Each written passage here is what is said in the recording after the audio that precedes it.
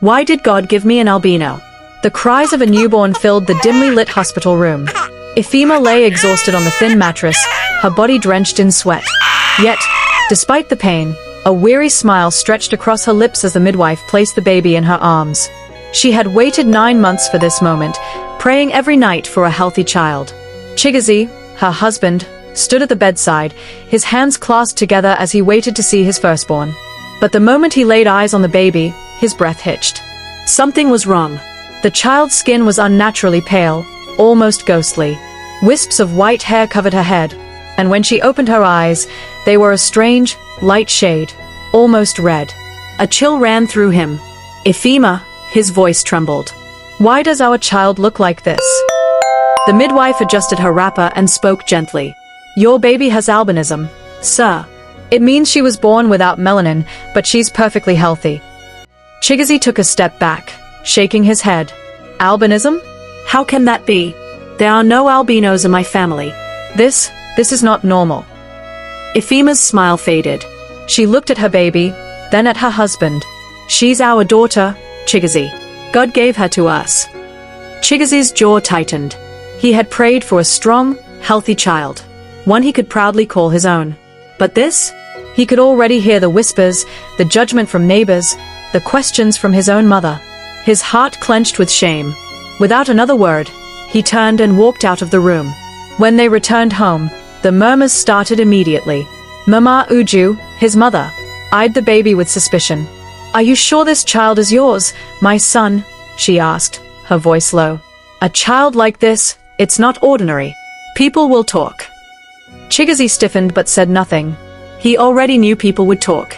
The market women, the village elders, even his friends, they would all whisper behind his back. He avoided looking at the baby. He couldn't bring himself to hold her. Ifeoma named her Chinaza, meaning God answers prayers, but Chinaza couldn't see how this was an answer to his prayers. Instead, it felt like a cruel joke. As the months passed, Chinaza grew, but so did the distance between her and her father. He never played with her. He barely spoke to her.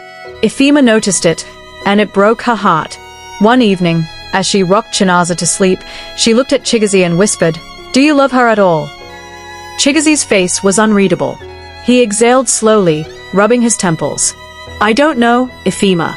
Every time I see her, I feel angry. I didn't ask for this. I asked God for a child, but he gave me this. This?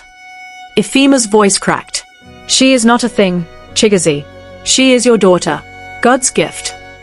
Chinaza clenched his fists. Then why does she feel like a burden? Tears slipped down Ifeoma's face. That night, she held Chinaza closer, praying silently.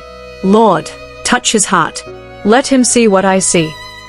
Chinaza grew into a bright, curious child, but she was not blind to the way her father looked at her. She noticed how he never picked her up, how he never smiled at her the way other fathers did with their children. The first time she asked Ifeoma, Mama, why doesn't Papa love me? Ifeoma nearly broke down in tears. He loves you, my child, she lied, brushing her daughter's hair. Then why does he never hold me? Ifeoma had no answer. The world outside was no kinder.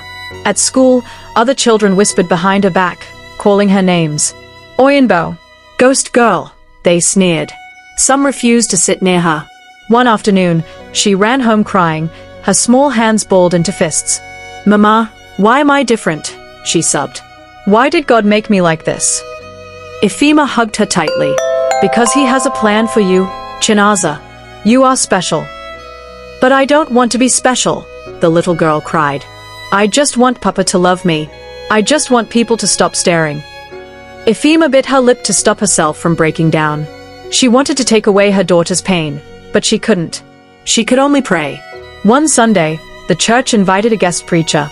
He was tall, his skin as pale as Chinaza's, his hair white like the clouds. When he stepped onto the pulpit, the congregation fell silent. He smiled and began to speak. People used to laugh at me, he said. They told my parents I was cursed, that I was a mistake. But I stand here today to tell you, God makes no mistakes. Chinaza shifted uncomfortably in his seat. The preacher's voice was strong, steady. In John 9 verse 3, when people asked Jesus why a man was born blind, Jesus said, Neither this man nor his parents sinned, but this happened so that the works of God might be displayed in him. My brothers and sisters, I tell you today, your differences are not curses. They are God's masterpiece.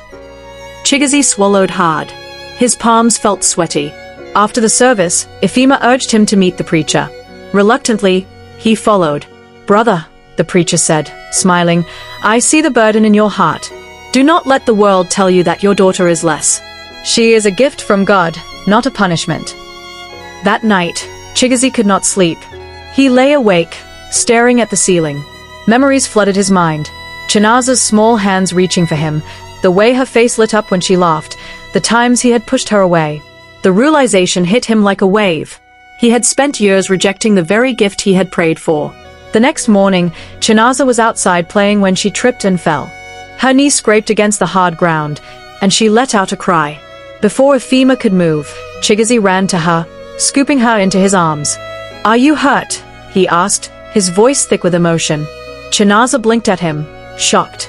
It was the first time her father had ever carried her. Tears welled in her eyes, and she clung to him, sobbing. From that day, something changed.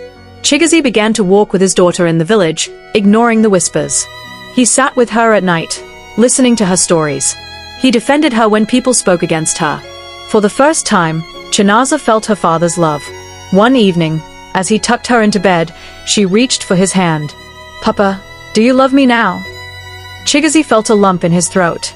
He stroked her soft white hair and whispered, I have always loved you, my child.